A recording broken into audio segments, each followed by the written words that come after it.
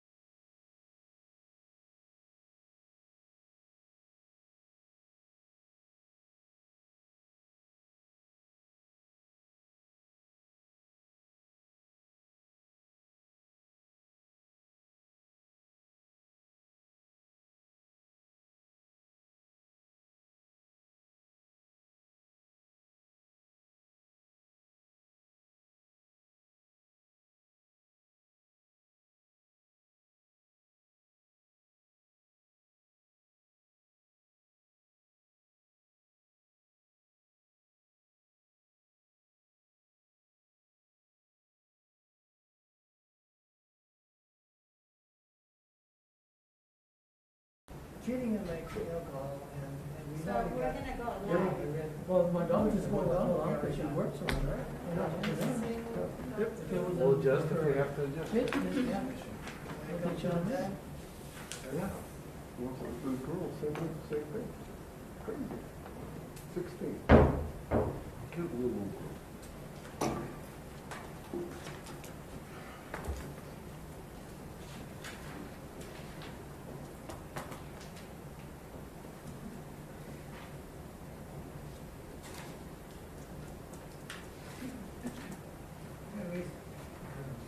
Mr. Mayor, it's time. I'd like to call this meeting to order. Please stand for the Pledge of Allegiance and then remain standing. afterwards, please. I pledge allegiance to the flag of the United States of America and to the republic for which it stands, one nation, under God, indivisible, with liberty and justice for all.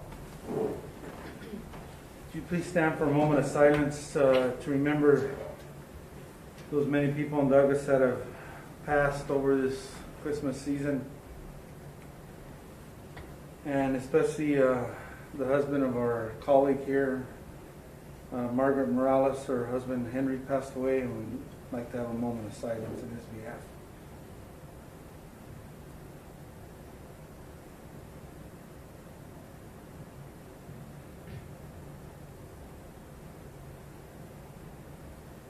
Thank you.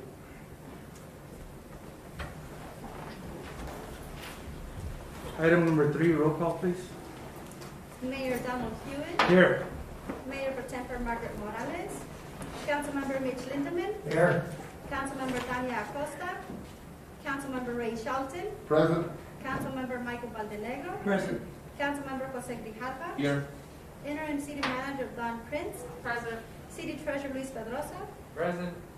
and Mr. Mayor, for the record, Councilmember Margaret Morales and Tania Acosta are excused. Thank you very much. Item number 4, presentation discussion on implementation on Proposition 207. Mr. Gardner, please. Thank you, Mr. Mayor, members of the council. We're here today to talk about the implementation of Proposition 207, which adds recreational marijuana to the state's existing medical marijuana statutes. Let me get this really close to me here. So we're going to start with what's legal under the existing medical law, and then get into what's existing city code, and then we'll go from there. So under the existing medical law, usage requires a physician-issued card for both possession and use, and the product is required to be purchased from a state licensed dispensary. If there's no dispensary within 25 miles, then people are allowed to grow up to 12 plants at home. There is a dispensary in Bisbee that is within 25 miles of almost the entirety of the city of Douglas. So home grow is not permitted within city limits. That is one of the things that will be changing. The state currently permits one dispensary, medical marijuana dispensary, within each state-drawn community health analysis area, or CHA. I'll just call them CHAs because it's less clunky. There's currently 6 CHAs in Cochise County, 2 of which have dispensaries. There is not one in the Douglas area, which is larger than incorporated Douglas. It does go up most of the way to Elfrida and about halfway to Bisbee. So there is currently no medical marijuana dispensary here, which is important because those can change into dual-use dispensaries under the new law. Where do they go under existing city code? Because our city code does currently cover them. We do permit them by right. Simply come in, fill out your application, you meet the rules, you get your permit. In general commercial, industrial park, light industrial, and heavy industrial zonings, if they're at least 1,000 feet from schools, both public, private, and charter, churches, libraries, parks, and licensed child care centers, and 2,000 feet away from rehab facilities, drug treatment facilities, and any other marijuana facility. Currently, there's no required setback from residences, and this is something we're going to talk about because this has come up. I remember to move the slides. So we have here a map of most of the city showing the zoning to give you an idea where the first criteria are met, the zoning. So the light blue is general commercial, the various grays are the various industrial zonings. So that's the first step that a dispensary would have to go through to locate the city, is locate in one of those areas. Then they'd have to take the next step and verify that they were a sufficient distance from those various uses. So I have a couple of pages here showing some of those uses and what the no-go bubble looks like. For instance, this is the library, and we see that blue circle is 1,000 feet. So even though G Avenue, say the Gadsden, is zoned correctly, it's too close to a library. So it's a no. This would not be an acceptable location for a dispensary. This is just a block or so away. This is the Placica Park, also showing that a good chunk of G Avenue that is otherwise zoned correctly would be a no-go for a dispensary. This is Veterans Park. Again, just to give you an idea of what that 1,000-foot radius looks like. that we do see that bubble that would prohibit any dispensaries, even if zoning was otherwise correct. This is the church. This is the Tierra de Benedicción Church on the in the old Kmart building. So this shows how that cuts off a lot of this. The commercial properties coming into town would be protected from a medical marijuana use because that church is located there. Huber Middle School, another example, show that areas that might otherwise be commercial too close to a school. Now, what we've got is a proposed site. This comes to you in kind of a hurry because we've already had several, in fact 3 different organizations call looking to do a recreational marijuana facility in town. One of them has actually put this building under contract. This is 50 West 9th Street, which I guess is the old recycling building. It looks like a little warehouse. So this shows that 1,000-foot radius and that none of those prohibited uses are within that 1,000-foot radius. So under the rules today, if they come in for a medical marijuana dispensary, we'd issue the permit and they'd be off and running. Another site they proposed before changing their minds is on 10th Street. This one was a bit of a problem. This is also what drove us to do this quickly. This met that criteria of 1,000 feet from all of those uses, but immediately to the south is a residence. Our regulations don't currently require any sort of separation from a residence to a medical marijuana use, and staff felt that this might be kind of a noxious use to have next door, and at least something that should be reviewed. So that's one of the things we're going to go over tonight is should we change the rules for medical as well as accommodating the recreation? So now we're going to get into what's legal under the new law. Under the new law, any adult 21 years of age or more may possess up to 1 ounce of marijuana, may use it, may smoke it, may eat it if they buy the edible products. I'm not real familiar with how you ingest it other than smoking or eating it, but any sort of ingestment is fine. You are now permitted to grow at home. This trumps the medical marijuana, so any individual over the age of 21 can grow up to 6 plants at home, with a maximum of 12 plants if there's 2 or more eligible adults in the home. That can happen anywhere in town under this new law. Otherwise, you have to buy from a licensed dispensary. You can also give product away, but you are not permitted to transfer it for remuneration. You know, I can't give you an ounce for doing my yard work, I guess, or sell it to you. But you can freely give it away if you're so charitable. The issue we have is that Douglas's current zoning code talks specifically about medical recreational facilities. It's silent on recreational facilities. Zoning is backwards from most law, and if it's not permitted, it's automatically prohibited. So as of right now, recreational facilities are prohibited in the city of Douglas. This runs into a bit of a problem with the current law, which, to be frank, is badly written. There's a line that says we may prohibit recreational facilities. 3 lines further down, it says we cannot treat them any differently or any more strictly than medical facilities, which we already have on the books and which the law that permits medical marijuana says we cannot prohibit. So again, the law is badly written, but as we interpret this, because we have medical on the books, we have to treat recreational the same, or we can treat it less strictly if this body, for some reason, decides to be more lenient on recreational than medical. Because any existing medical facilities and new medical facilities may choose to become dual use, in which case they can sell to people with medical cards and any folks recreational. The big difference there is recreationally there's a 16% excise tax that I believe is not applied to medical patients. How many recreational facilities can we get? The law says 1 per county that already has at least 1 medical facility, which we have 2 in the county.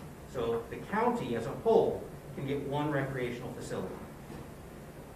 If multiple people apply during the application window, that will be awarded via lottery. So I'm not sure what my compatriots in Sierra Vista, Bisbee, if they're getting calls about recreational facilities as well. If there are, then these folks that are coming to Douglas are at risk because they might not win the lottery. They might buy a building and then find out that the recreational one is going in Sierra Vista. However, it is possible that we could get a dual-use facility and a recreational facility. There's also some vague language in the law allowing up to, I believe it's 26 other dispensaries throughout the state under a social equity program in communities that are overly there's a word they use, overly impacted by existing medical marijuana law. Don't know what that's going to look like. Those rules haven't been written yet, whether or not that's going to be relevant to us. But right now, what we've got before us is we have people applying to put a recreational marijuana dispensary in the community, and we don't have rules to do so, and the state law says we have to have rules to do so. There's still a lot of unknowns, as mentioned. The Department of Health has to write these rules, and they're not finished yet. They should come out the next few months, but there's going to be probably some questions you have tonight that the answer is I don't know because the rules haven't been written yet. As I stated, we do already have 3 interested parties who have called, and 1 has put a building under contract. They're a mixture of local and out-of-area folks. For what it's worth, it's one of the local folks who's got the building under contract. So what are the problems? The problems are we don't touch recreational at all, and we currently permit them to go right next to houses if there's no churches, schools, libraries, or parks around. So we took this issue to the Planning and Zoning Commission last month and said, what do you guys think? Staff recommendation at the time was to also create a setback to homes. The Planning Commission went a different direction. They decided to leave no required setback to homes, but to make all marijuana uses, medical and recreational, into conditional use permits, where they would be heard by the Planning Commission, and the Planning Commission would decide if they were appropriate. Now, as part of this process, the applicant would notify nearby property owners. And when I say nearby, I say 1,000 feet. So we're looking at, again, that substantial bubble. The department would notify property owners in writing. And at the public meeting, folks would have an opportunity to speak. So they've got 3 opportunities to weigh in on whether or not they feel this is appropriate for their neighborhood.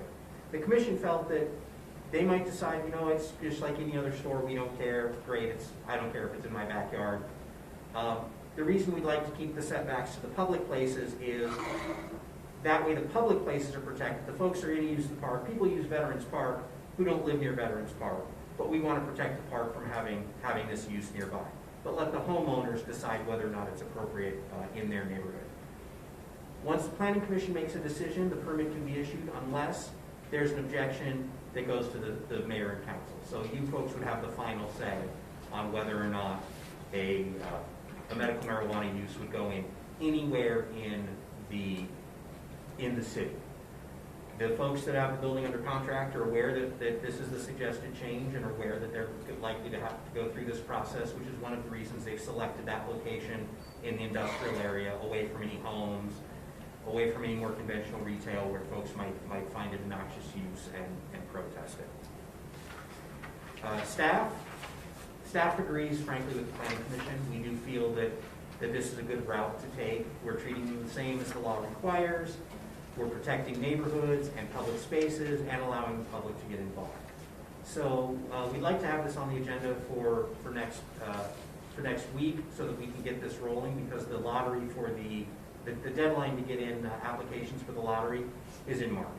So we're really kind of behind the 8 ball. A couple jurisdictions have enacted this via emergency ordinance. That's probably not necessary at this point, but at least to get the ball rolling, we would like to make these changes. I've got the whole law with me. I'm pretty versed in a lot of the rest of it. We do have Chief Fulling here for some of the other questions, but at this point, I'm sure there's lots of questions. Yes, Mr. Shelton. Do we have to do this? As legal counsel interprets the law, we cannot treat medical ones differently than recreational, and if we don't change the zoning ordinance, we're prohibiting one and not the other. And that does potentially open us up to legal jeopardy. Well, what do we change? Can we change anything to make? We could, as I understand, again, I'm not an attorney, I just have a lot of background doing this at the county level. We could prohibit them all, which would run afoul of the law that permits medical marijuana and again potentially opens us to legal jeopardy. That said, jurisdictions have done that. Okay. So, Mr. Shelton, is that your end goal? If you don't mind me asking, would that be preferred? Yes. That's my opinion. So is there a process that we could go from 1,000 feet to 10,000 feet, which would literally make it impossible? So the way that the medical law is worded says you can't prohibit it or do something like that that has the practical effect of doing something. Again, this council can do as it likes, and it's potential that somebody could come in and attempt to sue to overturn the law, but I'm not a lawyer, I'm not going to legal advice. Thank you, Mr. Baldonado. Mr. Gardner, the setbacks, I don't see a reason for anything like that, because if a person can grow 6 plants, or up to 12 plants per, if there's another spouse or a 21-year-old in the household, right? I don't think that, if you're gonna allow it, let it be, why have to bring it to council? Okay. If I may, Mr. Baldonado, I don't think that it would go to the Planning and Zoning Commission for review. So if it happened to be your neighbor that wanted to do that and met the requirements, you know, everybody else in the neighborhood may say, hey, we don't want that around here. And then the Planning and Zoning Commission would take that into consideration. Whereas in another part of the community, they would say, heck yeah, we want it, to take it, you know. And so I think that's what they're trying to gear it towards, to try to allow kind of that more grassroots input to these kind of things. Because if it passed Article 207, right? Yes. So the only thing we can do is make it where people can We have to do something, yeah. use it. Because here we're saying, well, you can't use it at other Veterans Park, right? So the law, if we're talking about actually using. Yeah, it's the same, almost the same thing, because you're growing it, you're gonna use it, because you can't sell it, you can give it away. So the law does speak to when and where you can use the product. You can't use it in public. You can't smoke in public, and we have the right to ban its use on public property. We can say you cannot use it in the park, even if you're, say, eating something rather than actively smoking it. You can't smoke it any more than you can actively smoke a cigarette in public in most places. I understand your question about the setbacks, and so the difference between the homes, the Planning Commission's rationale was to protect the public places so that not everyone in town has to weigh in every time on whether or not they'd like something like this near the park, or all of the parishioners aren't required to weigh in if it's near a church, or everyone on the library. But people are generally very concerned with what's going on directly in their neighborhood, and that was the difference. I do certainly understand your point about if anyone can grow it. There are some conditions on how you grow. It must be locked away from children, whether it's indoors or outdoors. It cannot be visible from the street without special tools. You know, if I have to climb a ladder to see your plants, that's a no-go. But if you have a 6-foot fence and they're 4 feet tall and your gate is locked, that's as the law states, is legal. Thank you, Mr. Grijalva, please. Thank you, Mayor. After that explanation, it doesn't, I mean, before I used to think, well, you know, it's easier, it's kind of easy to grow, but now with those restrictions, it might not be that easy to grow depending where you live. You mentioned something, Mr. Gardner, with the recreation being, having a 16% tax, like a supplementation to the tax. Can you elaborate on that? There is a 16% excise tax that will be assessed on anything sold. That goes to a number of line items in the state budget. The big two being HERF and PSRS. Now that happens and then is split between the jurisdictions statewide. That happens regardless of whether there's a facility in Douglas or not. That money will come in anywhere that we'll get our share of that 16% tax, regardless of where the product is sold. In terms of potential tax revenue from the city, it is a sales taxable item per the law, but the 16%, like I said, comes to us no matter what. Mayor? Yes, please. I just wanted to comment, well, I mean, with that explanation, so we still be getting some of the revenue, but if we have one here, that's more revenue that would be potentially coming in to Douglas. And I mean, Mexico legalized it, right? So, I mean, there could be and I don't know if they can come here and then take it back over there, but I mean, that's another tax revenue there for our streets and the pensions. Just throwing that out there. Thank you. Thank you. Mayor, I Yes, just want to please. clarify for the council, what we're bringing to you is related to our zoning ordinance and the requirements for a dispensary facility, where a dispensary facility would go. I know, Councilmember Baldoni's question was regarding if you can grow it in your home, then, you know, you can grow it in your home. That's a separate thing that we are not necessarily, for lack of a better way to put it, policing here or trying to put something in our ordinance related to that here, except to say that per the new law, it is now allowed. But what we are here to address with the council is whether or not the parameters for an actual facility are appropriate to what the council is looking for an actual facility. Thank you, Ms. Prince. Mr. Lindeman, please. Thank you, Mayor. Yeah, and thank you, Ms. Prince, for that. I was kind of confused here too, because are we talking about a facility to sell, or are we just talking about people to use? And so, I guess if you can clarify, what we were actually asked to consider is the sales. It's a sales facility. Well, I don't think that we need to have a sales facility in a residential area. But yet our code already says industrial, like, you know, where, you know, whatever you want, but there's no residence over there. So the existing code will still suffice, I think. That's the question, right? Yes, Tony, to be clear, there's kind of two questions. Is how do we treat recreational compared to medical, and do we wish to add a setback, either a setback to any marijuana facility, or make them all conditional uses? Again, there is the option to completely ban them in all of the uses, simply remove them from our zoning code, make them prohibited uses. Those are essentially the options on the table.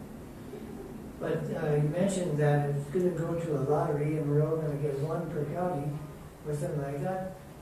Chances are that we won't even have to deal with it. To be frank, I thought this was going to be a completely academic discussion until the day after the ballot went through, we started getting phone calls. And we have a building under contract. So that's kind of made it first and foremost in my task list right now.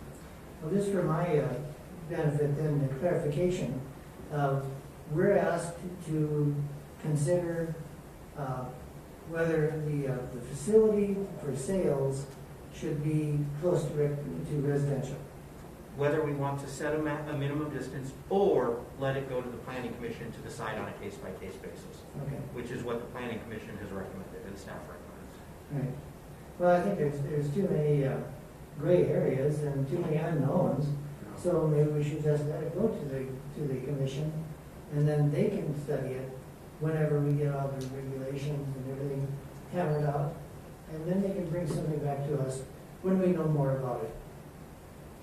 Thank you, Mayor.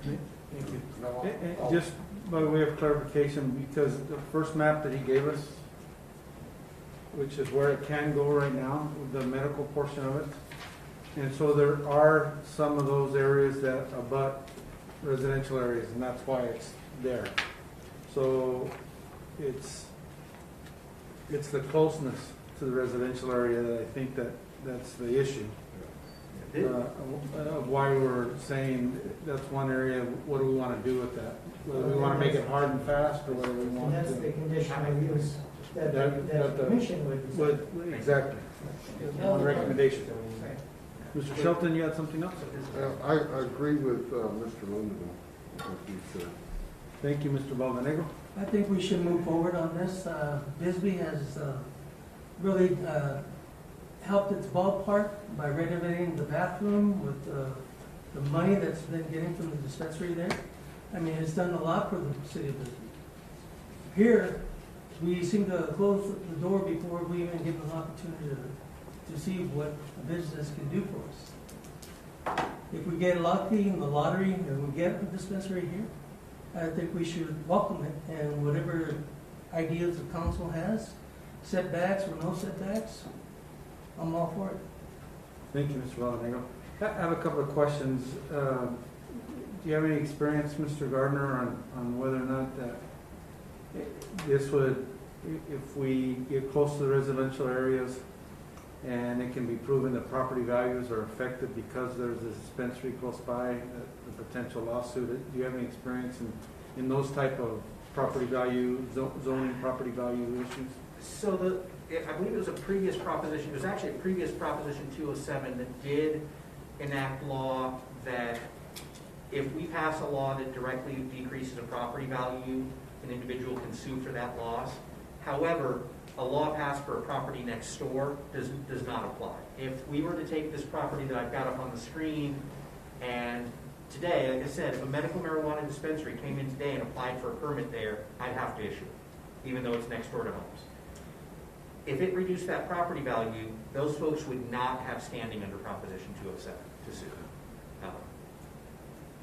Thank you. We need to look into that. It sounds, I didn't anticipate that it would be an issue, but I think it's something that the public needs to know, that that's a reality. One of the reasons we'd like to move it away from residential areas. Right. Or take a real hard look on whether there's objections or not. Yes. And then the enforcement part, and I know this isn't part of the ordinance, or if it's, or if enforcement is the issue, maybe it needs to be part of the ordinance. But Chief, do you have any, in your crystal ball, do you have anything of what you think may happen In terms of, if it caused you any extra grief? Any of those things? so in looking at other states where recreational marijuana has passed, essentially the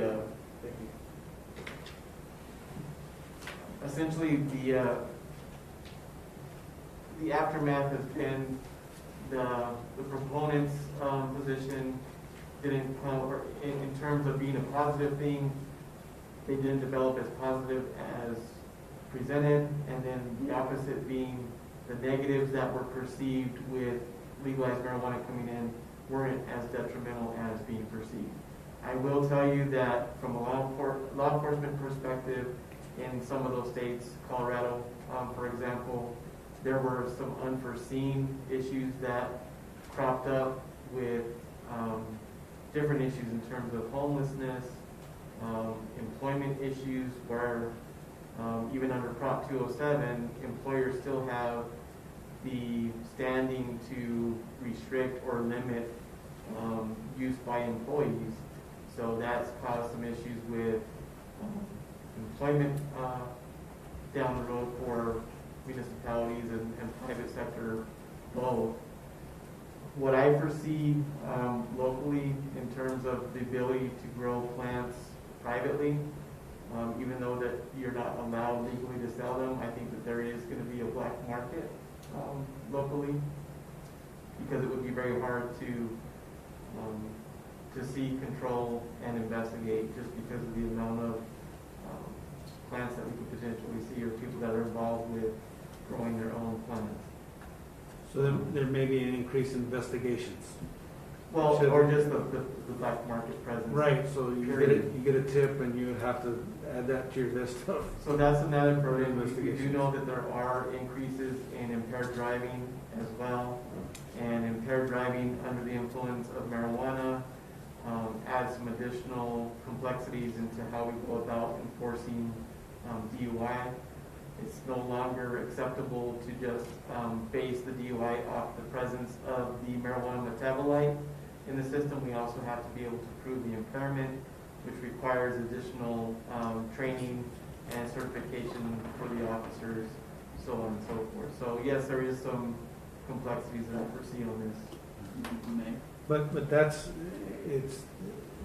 we have the proposition that's passed, so there's nothing really in zoning that would help that. Is that what I'm hearing?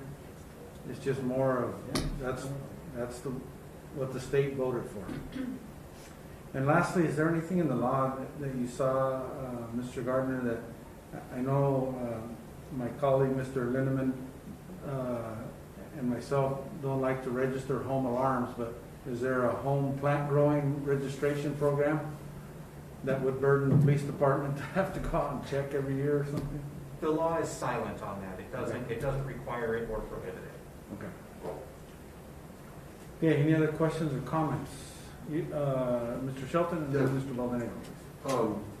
I know that Colorado has experienced a lot of driving situations with people under the influence of that. So that was one thing I was going to add until you mentioned it. How severe has it been? Do you know? I mean, I've heard of it on TV and read about it. Mr. Mayor, Councilmember Shelton, I don't have specifics, I just do know that they did have a notable increase in the number of traffic-related accidents that are attributed to marijuana use. I know.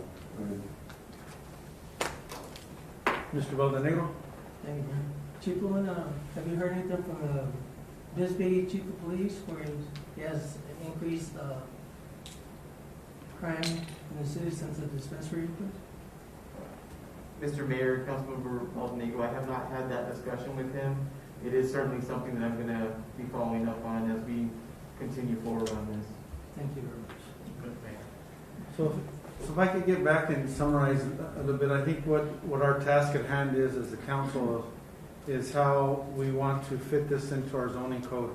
I agree with Mr. Shelton, I'd love to not allow it here in our community, but I also understand that that's the new law. But we need to be wise as a council to make sure that we don't have them on every corner. And obviously, the lottery is as far-fetched, and it's probably not going to happen. But nevertheless, I only see this, unfortunately, not snowballing, but getting bigger. Yeah, it's one per cha now, and in 3 years it could be 15 per cha. And so I think we need, as a council, need to be proactive on determining if they happen in our community, this is the way we want it to happen. So I think that's our task at hand right now. These other things of the side effects that are all going to come in, I want us to be aware of them.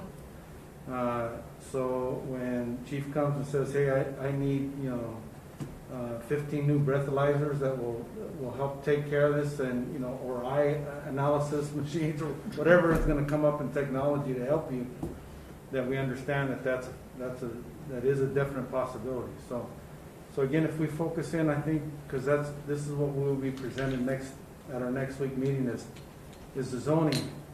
And I'm sure I've already had questions from constituents about what are the possibilities, where it would be, and I think Mr. Gardner's given us some examples that it's really not going to be downtown because it's not going to fit in those areas at all, but it's going to fit more into the industrial areas than it is. And with planning and zoning approval, it could fit along the San Antonio commercial corridor in through there. So I think that's what we have in front of us. Does that make sense, I hope? Where we're going to be, Mr. Valdenegro? I just want to know if we can just go with the first proposed site that Mr. Gardner has. If it comes to that, a recycle center on 9th Street. Well, I think what happens, Mr. Gardner, correct me if I'm wrong, is that, we essentially just say, okay, it meets our requirements. Stamp it and send it to the state. And then they're the ones that put it in the hopper to see. But along that application, they do have to specify a site because we have to say it meets our zoning requirements. So we can't say we prefer 1 over 3. We have to say these all meet requirements. Is that correct? That is correct. As part of their application, they require at least a provisional letter stating this site is acceptable or potentially acceptable with approval by a body. That is part of their application. So, but they do have to specify an exact site for location. But this wouldn't require council to approve the site. So what this Where the one on 10th Street would, with the residential. The proposal is to make all of them require planning and zoning approval, and the council would only hear it if there was an appeal. But they would all go to a public meeting and let folks weigh in. Mr. Mayor? Yes. So just to clarify, right now, there's no approval beyond planning and zoning, beyond the approval for the permit. Right now, in our current ordinance, as long as it fits into the criteria, it is an automatic, they get the permit. So just to clarify that. just as a side. So this would add an additional step to that. For all of them, that level of everything would go to the Planning and Zoning Commission for consideration before a permit is issued. And so the community would have more knowledge of that and input into it, so they wouldn't wake up the next morning and see them, backing in plants to open up shop to do that. So I think that's a wise way of making sure the community is informed. And it's legal and we have that ability. Okay, any other questions? Yes, Mr. Grijalva. So just so I understand it clearly, Mr. Gardner, so when you said, okay, if a medicinal wants to come and, they want to set up shop there and you have to give them a license, this is basically putting those safeguards in there for our community where it has to go through these procedures to basically not get into trouble with, to have everybody satisfied in that process. Yes, Mr. Mayor, Mr. Halla, that is correct. Thank you. Well, satisfied is a strong word. Everybody be aware. You will find I'm a strong proponent of that. Right. Thank Okay, you. anything else? Anything else, gentlemen, that you'd like to make us aware of? Thank you. We'll move on to item number 5, adjournment. May I have a motion? Make a motion, we adjourn. Second.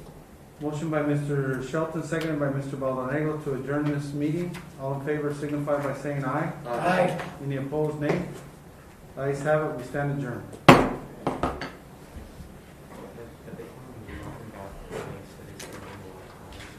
Have a good